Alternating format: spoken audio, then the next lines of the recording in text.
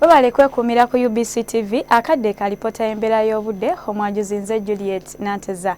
Ebitundu by'eggwanga ebisinga obungi byafunye enkuba era nga alipota ey'enkuba eraga nga Jinja yafunye enkuba eyawezezza millimeters 29 n'akatundu kamu ate y'oggulu n'eba n'enkuba eyawezezza millimeters 27 n'obutundutundu bubiri. Nga kino nno kyavudde ku bire ebireeta enkuba okubanga bisaasaanidde ku ggwanga lyaffe ssaako ne masekkati ga Semazinga Africa.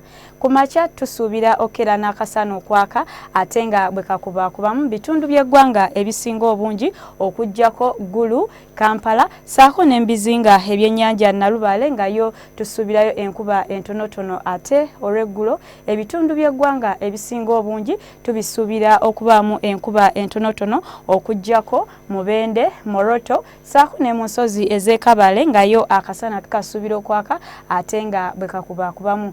N'olw'embeera eyo ebbugumu mu bitundu ebyo eby'Moroto tulisuubira okutuuka ku degrees 30. Kampala ebbugumu tulisuubira okutuuka ku degrees 27. Olwo ne mu nsozi ez'Ekabale ebbugumu tulisuubira okubeera ku degrees 25.